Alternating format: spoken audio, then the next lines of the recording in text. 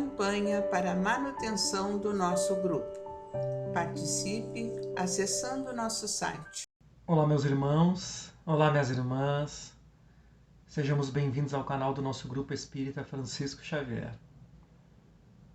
Que Jesus nos abençoe, que abençoe os nossos trabalhos, abençoe os nossos propósitos de aprendermos juntos, né? Com tantos conteúdos no nosso canal. Graças à misericórdia do Pai, estamos nos fazendo presentes dentro dos nossos lares e principalmente aprendendo, né, meus irmãos? Com todas as tarefas grandiosas que o Pai tem nos oferecido, graças a essa ferramenta importante que tem nos abastecido nesses últimos tempos, né? Que bom que estamos juntos. E hoje vamos ler um trecho do nosso Evangelho, um capítulo do nosso Evangelho segundo o Espiritismo, e fazer o trabalho das preces e irradiações também juntamente. Que bom que estamos juntos, meus irmãos. Então vamos ver o que nos cai hoje no nosso Evangelho segundo o Espiritismo.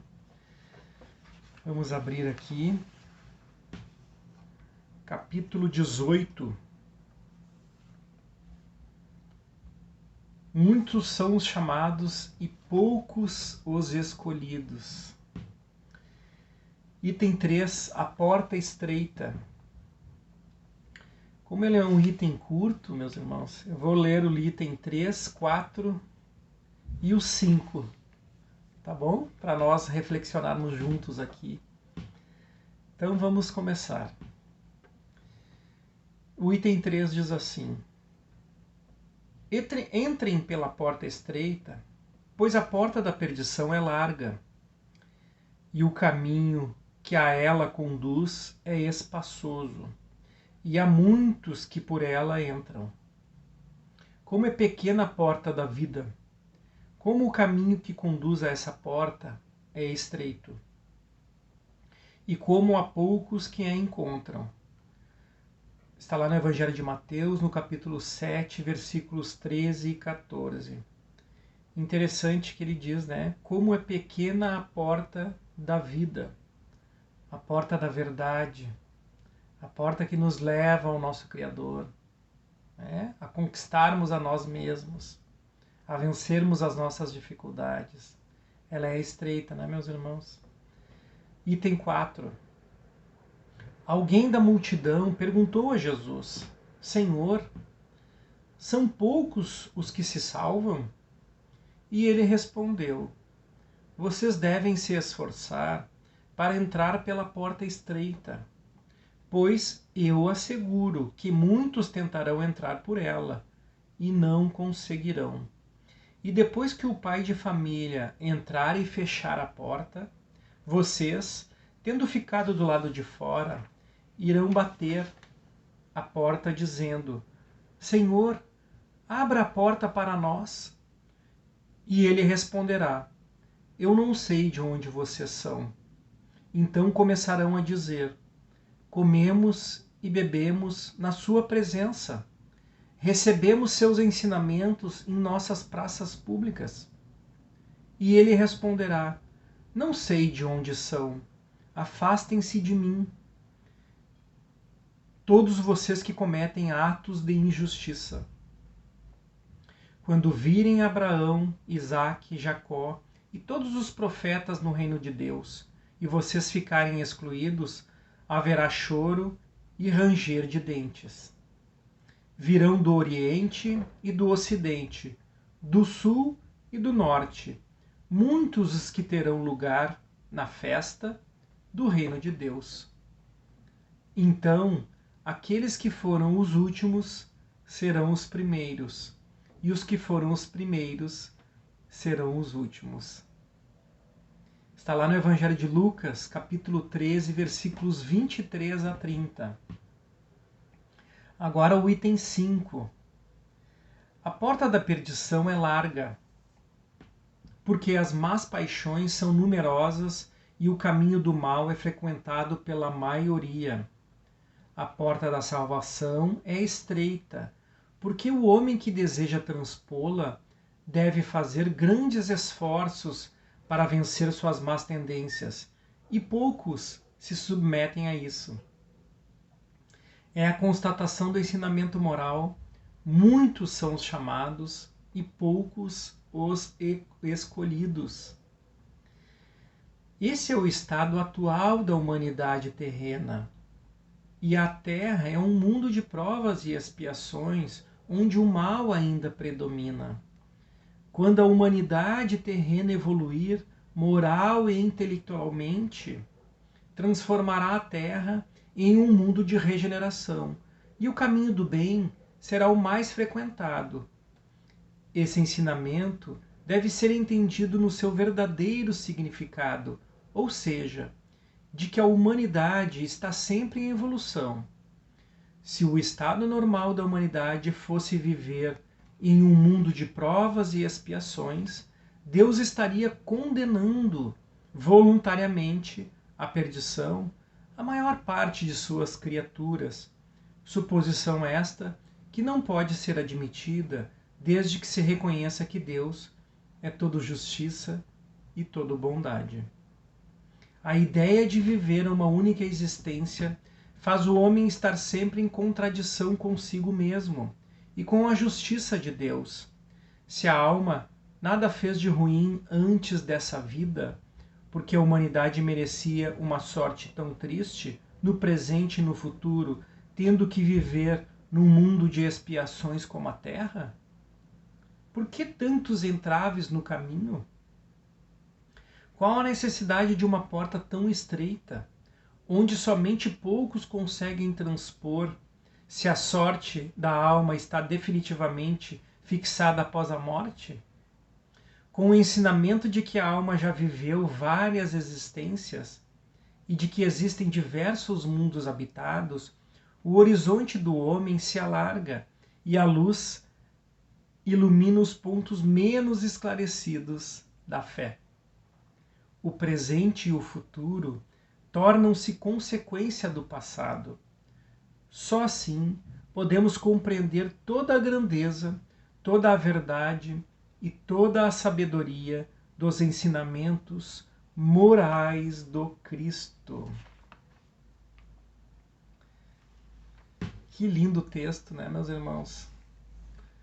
Quantos ensinamentos nesses itens que nós lemos agora, né? Quantos aprendizados nós podemos tirar aqui, quantas reflexões. Porque nós estamos num mundo de provas e expiações.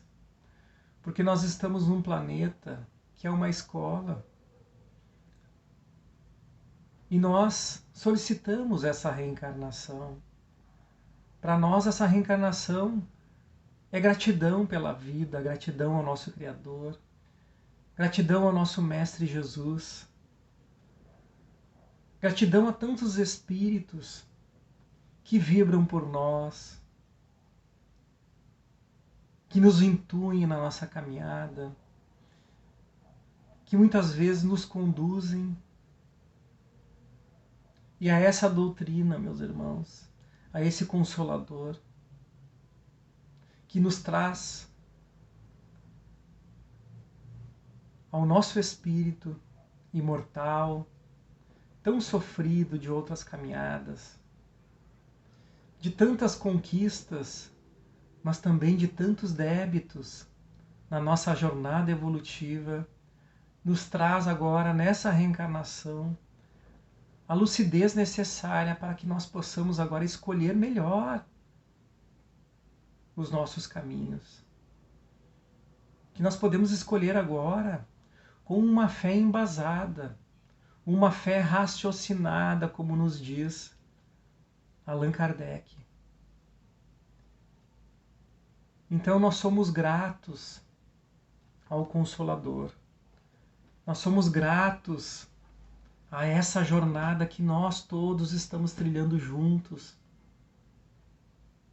Gratidão ao nosso grupo espírita Francisco Xavier, meus irmãos, que abriu as portas para todos nós, que somos trabalhadores desse grupo. Gratidão a tantos irmãos que nos recepcionaram, irmãos encarnados e irmãos desencarnados. que respeitaram a nossa condição evolutiva.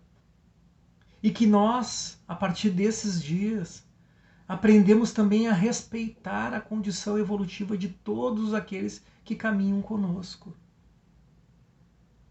Sejam eles irmãos espíritas, sejam eles irmãos cristãos, sejam eles irmãos que não comungam das nossas ideias espíritas e nem das nossas ideias cristãs, mas não deixam de ser filhos do mesmo Pai, do mesmo Criador. Então, gratidão a essa doutrina que nos ensina a respeitar o próximo antes de amar. Se nós não temos condições de amar ainda, de ter indulgência com esses irmãos, se nós ainda não conseguimos entender o perdão na sua essência como Cristo nos ensinou, que possamos respeitar a esses irmãos,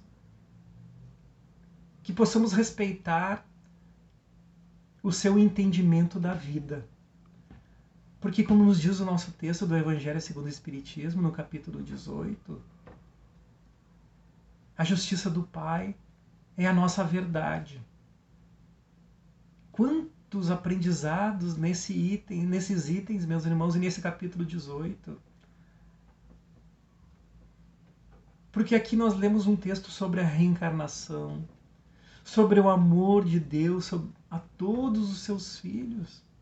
Por isso a sua justiça imutável, que nós trazemos uma trajetória milenar de espíritos imortais que somos, que hoje somos o resultado de todas essas caminhadas, que trazemos dentro de nós, sim, talentos já conquistados e que o Pai nos deu, mas trazemos também débitos desse passado, escolhas tortuosas ao nosso espírito e a muitos irmãos que caminhavam conosco.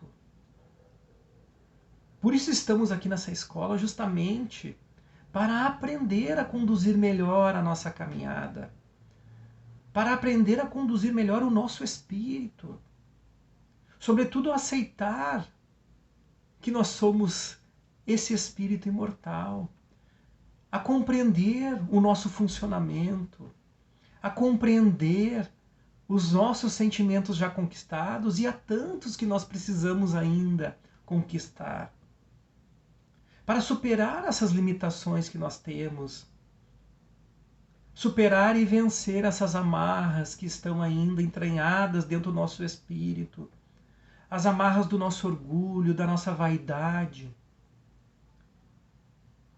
do nosso sentimento de vingança, do nosso sentimento de perdoar se o outro me perdoar, do nosso sentimento de amar o outro se ele me ama.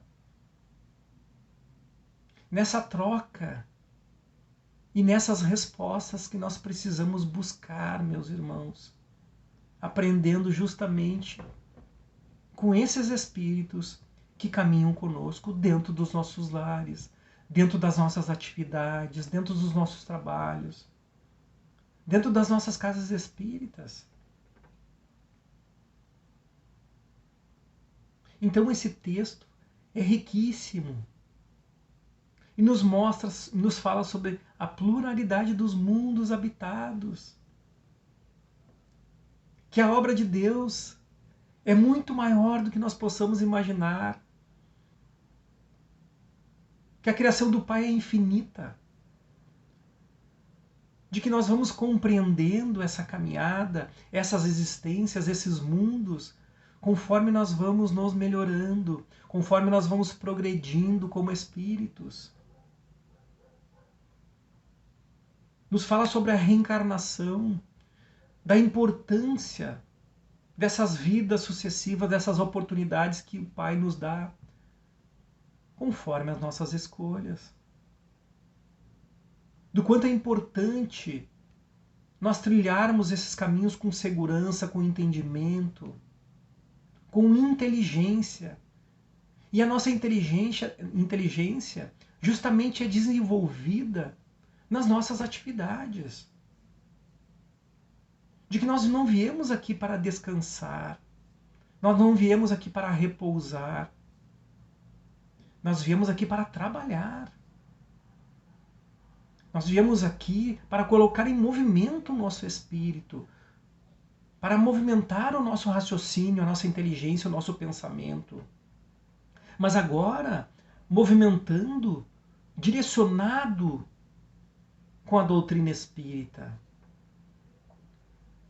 que além de nos responder de tantos questionamentos que nós trazemos, é o nosso farol na condução da nossa alma aqui encarnada. Nos responde de imediato, já no presente, por onde nós devemos trilhar. Basta que nos esforcemos. Basta que trabalhemos pela nossa melhora íntima, pelas conquistas desses sentimentos que ainda às vezes nós não temos condições de superar. Porque às vezes os nossos pensamentos ainda são direcionados ao nosso olhar ainda da matéria, do ter, do possuir, do nosso olhar ainda aos poderes, quando nós devemos ter equilíbrio nessas conquistas. Estamos num plano de provas e expiações, num plano terreno, e devemos viver aqui o nosso espírito, devemos estar presentes nos nossos trabalhos, nas nossas tarefas. Mas, sobretudo, equilibrar o nosso aprendizado material com o nosso aprendizado espiritual. Equilibrar o nosso olhar sobre as nossas conquistas. Que a parte material para nós que somos aqui encarnados, ela é importante, de suma importância para o desenvolvimento dessa nossa inteligência. Mas ampliando o nosso horizonte como espíritos que somos, amados e protegidos pelo nosso Pai. Por isso, meus irmãos, a porta é estreita. Larga é a porta da perdição. Mas, com esforço, com dedicação, com muito trabalho, nós haveremos de chegar a essa porta estreita que o Cristo nos fala e que Ele nos convida a buscar. Jesus está conosco. Os bons espíritos estão conosco. O nosso esforço não é em vão, meus irmãos. O nosso esforço é um chamado do Cristo a todos nós. Muito obrigado, gratidão por essas reflexões. E agora nós vamos dar sequência com as preces e irradiações.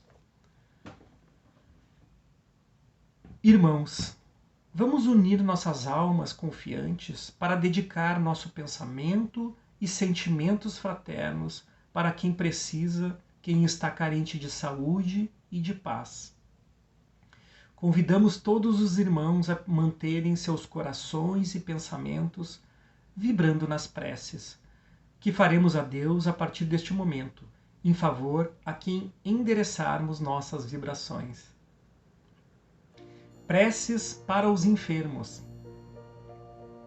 Neste momento, abrimos uma corrente de orações em benefício de nossos irmãos enfermos, que se encontram em nossas casas, hospitais, casas de caridade e demais locais, onde se acham passando por dolorosas provações. Senhor, pedimos alívio para estes irmãos, que o teu infinito amor permita que os divinos mensageiros possam deles se aproximar, suavizando-lhes o sofrimento. Senhor, se as tuas leis permitirem, que possam recuperar a saúde e tenham muita coragem e esperanças sob a tua misericórdia infinita. Preces para os desencarnados. Pai, lembramos com muito carinho dos nossos irmãos desencarnados, pedindo tuas bênçãos a esses irmãos queridos. que possam despertar para a realidade espiritual, sob a luz da verdade de teu sublime amor. Que se esclareçam, se libertem de todas as perturbações, reanimem-se e progridam, envolvidos na força da tua amorosa proteção. Prece para os lares. Pai, precisamos que teu amor ilumine os nossos lares, afastando as trevas da incompreensão, dos vícios, do sofrimento, das perturbações espirituais. Ajuda-nos, Pai, a compreender que somos todos teus filhos, formando uma família com quem temos a necessidade de aprender a amar, auxiliando-nos uns aos outros. Que em nossos lares reine a harmonia e a paz sob as tuas bênçãos divinas. Prece para a paz no mundo. Em ti, Senhor, está a força suprema do bem e da paz que governa o universo.